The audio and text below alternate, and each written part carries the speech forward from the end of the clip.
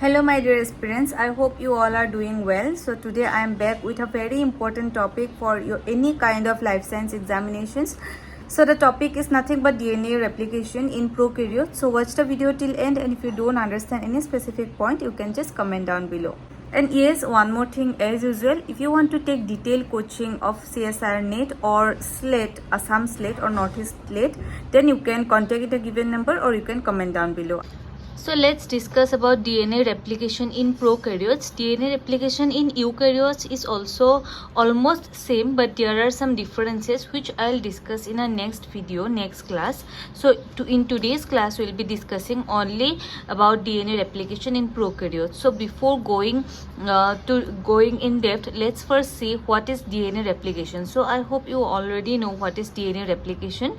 So DNA replication is nothing but formation of another DNA strand from a parent DNA strand. Okay, so here different enzymes will participate.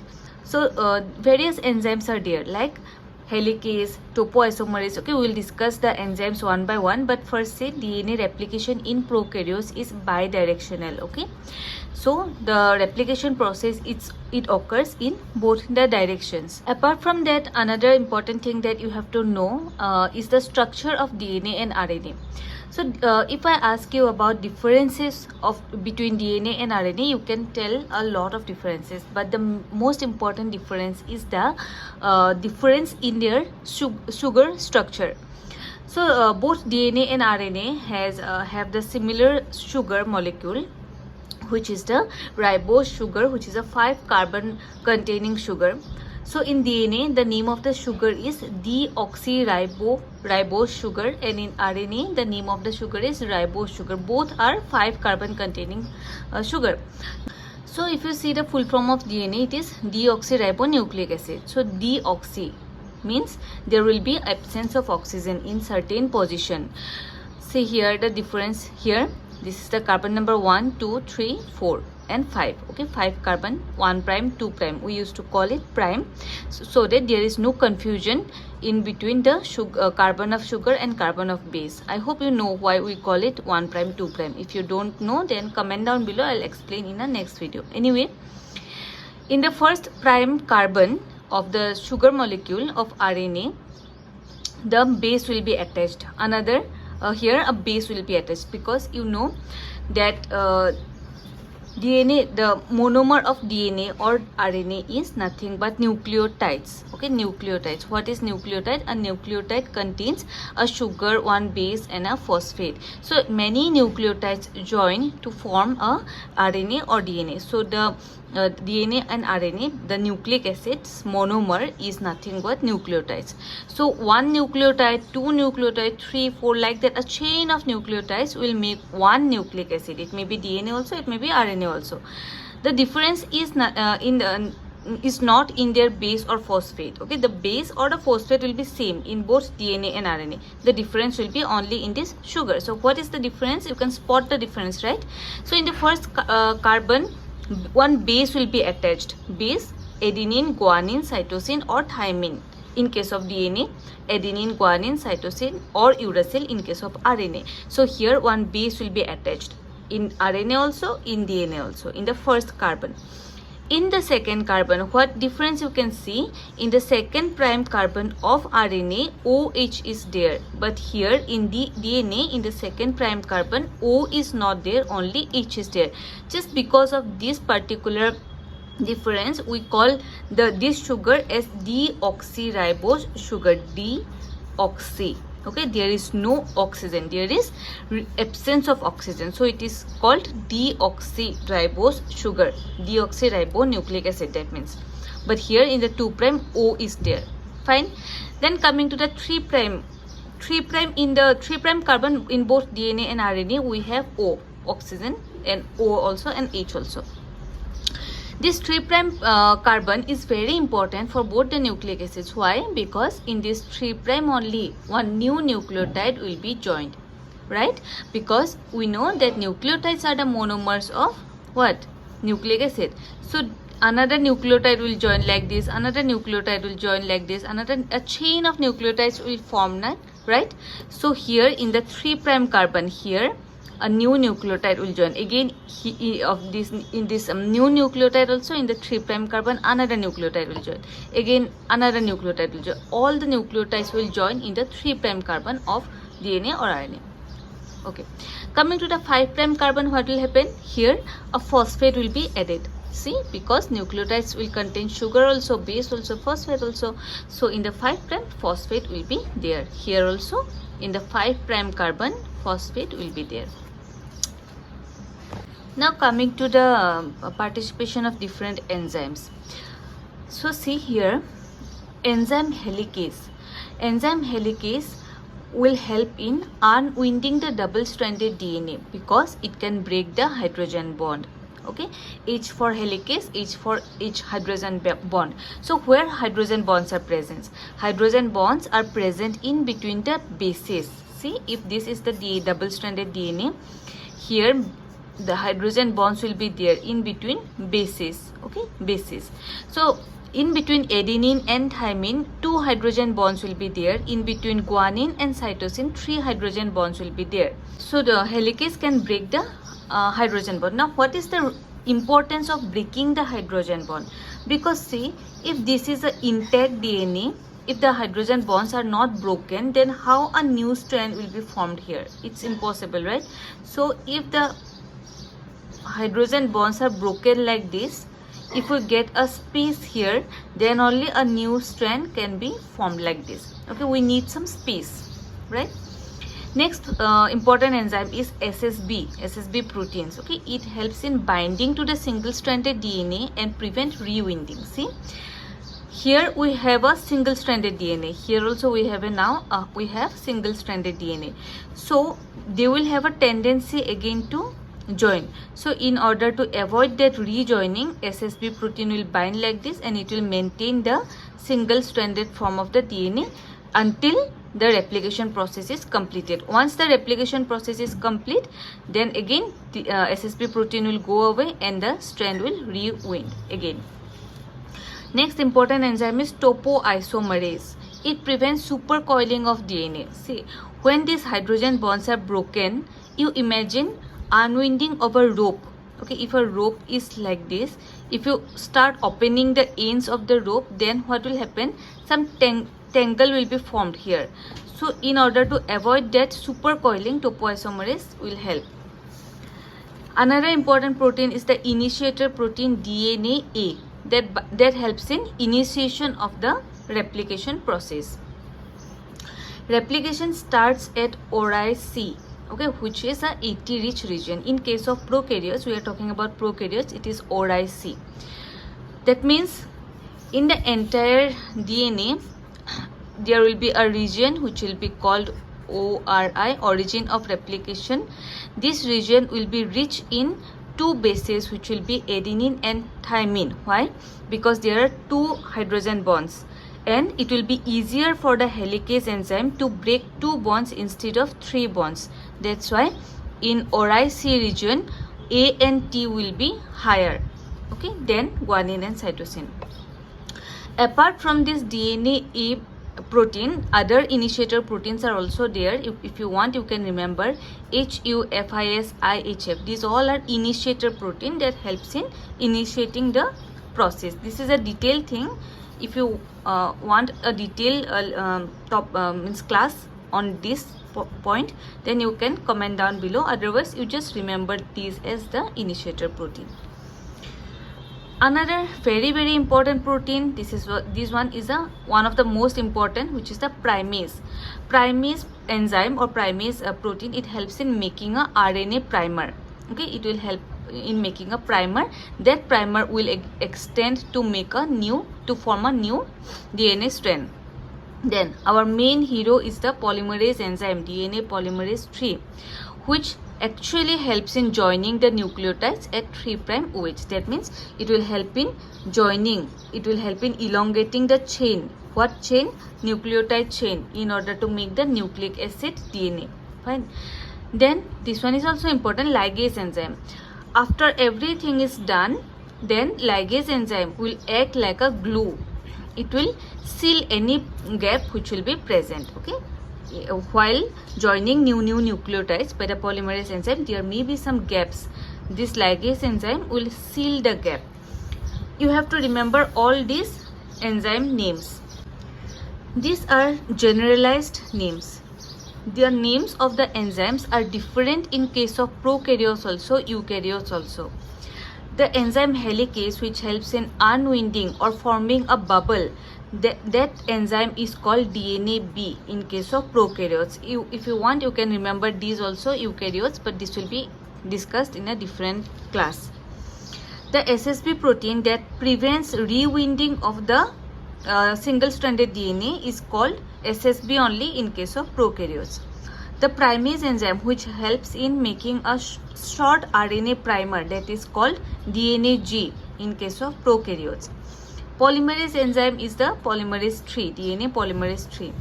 Topoisomerase, which helps in detangling or helps in preventing supercoiling of DNA. It is called topoisomerase 1 for single-stranded DNA and guidase for double-stranded DNA.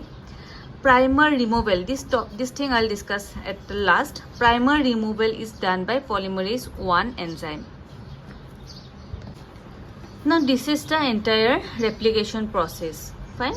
So the replication process, remember the replication process, the direction of polymerase enzyme or the process of replication, it occurs in the 5' to 3' direction. If we are talking about the daughter strand, but it reaches the template strand in 3' to 5' direction. What is template? It is the parent DNA strand. Then remember, requirement of DNA polymerase enzyme, there are two requirements. It needs a free 3' OH end. I'll tell you what it is. And also it needs a template. But RNA polymerase, these are the requirements of DNA polymerase. But RNA polymerase needs only template. It does not require any free 3' OH end. Suppose this is a double-stranded DNA where the hydrogen bonds are there, 5' phosphate is there, 3' OH is there. Okay. Here, if the upper strand is in 5' to 3' direction, obviously the next strand will be in 3' to 5' direction.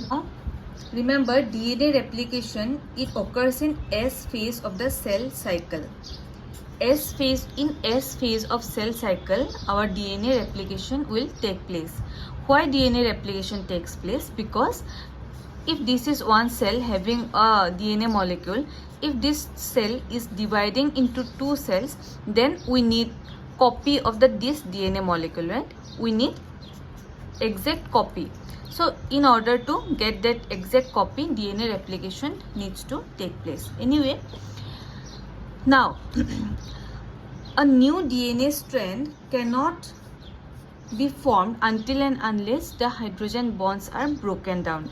That's why we need whom? We need helicase enzyme. But remember, helicase is not the first enzyme that will come. The first enzyme will be DNA A. Okay, or you can write it like this, DNA A. This is the initiator protein which will initiate the process. After the activity of DNA A, our helicase enzyme will come. Now what helicase enzyme will do? See, it will form a bubble like this. It will form a bubble where in the ORIC, origin of replication. Why? Because here adenine and thymine are more, AT rich region. Okay, AT rich region. In AT rich region, if this is T, then the complementary will be E. If this is A, complementary will be T. If this is T, complementary will be E. Anyway, why? Because there are only two hydrogen bonds and it is easier to break. Now the hydrogen bonds are broken down in this bubble. This activity is done by helicase enzyme. So helicase has now made a replication bubble. Now in order to understand more properly, let's make this bubble like this. Okay, if we divide the bubble into two halves, then this bubble is now called replicating fork. Replicating fork, F-O-R-K. replicating fork. Okay, this replicating fork is nothing but the two halves of the replicating bubble. Now let's understand properly what is happening in this replicating fork.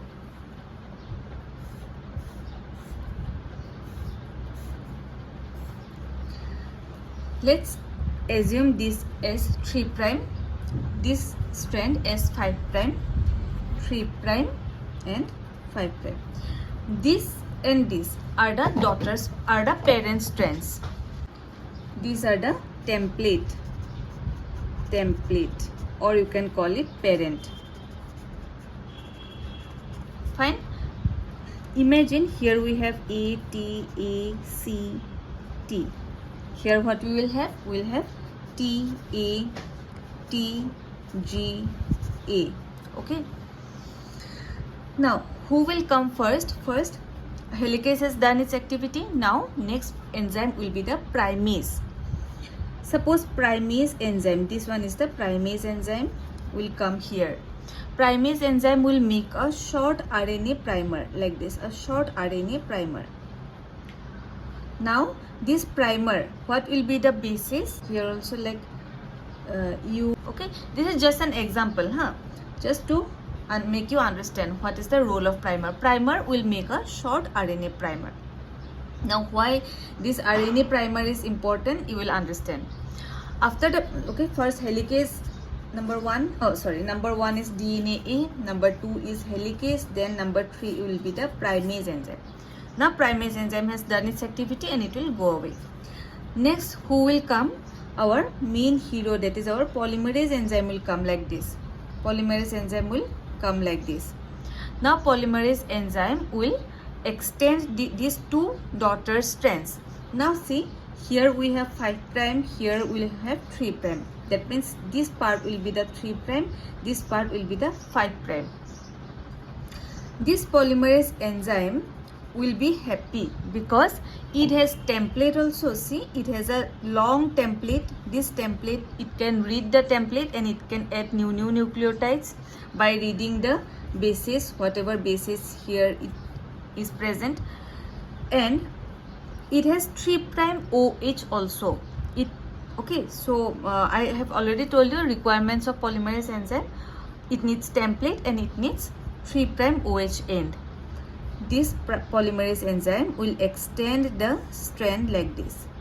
Now we have a new daughter strand. But this polymerase enzyme will not be able to extend the strand. Why?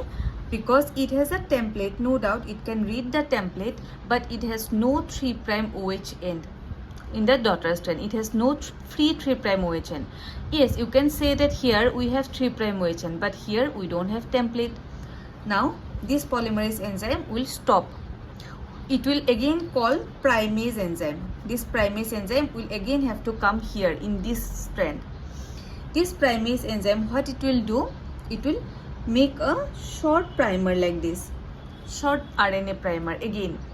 Now this short RNA primer, we have 5 prime in here because complementary to 3 and 3 prime in here. Now again another polymerase enzyme will come here. This polymerase enzyme will be happy because it will see a free 3 prime end and a template also. Now it will again extend this strand like this. This will join. But again the problem continues. What is the problem? We have this portion left, right? So we will need another primase enzyme. Again same thing will be done. This primase enzyme will make a short strand. Here we'll have a 3 prime, 5 prime, and again another polymerase enzyme will extend this strand. Fine. Because this strand is the smooth strand, so this will be called leading strand. Leading strand. But this below one, this is not going smoothly. This is not replicating. This is not continuing smoothly. So this will be called lagging strand. Lagging strand. And these fragments, RNA, DNA, primer DNA, these fragments are called Okazaki fragments. Fine. So last, after all these things, ligase enzyme will seal the gaps. Which gaps? See, we have seen one enzyme, right? Primer removal is done by polymerase 1 enzyme. So this primer removal, that means removal of this primer, removal of this primer, this one, all the primer removal will be done by polymerase 1 in case of prokaryotes. After all these things, there will be gaps, right? And those gaps will be sealed by ligase enzyme. So I hope this is clear. If this is not clear, you can comment down below, because this, if you are studying this for the first time, or if you are not very fluent in this replication, leading strand, lagging strand, then yes, you might get a little bit confused. So you can comment down below. I can again repeat in the next class, but this I hope the video was helpful enough. If it is helpful enough, you can please subscribe to my channel and please share the video with your friends so that they also get benefited. Bye and take care. All the best.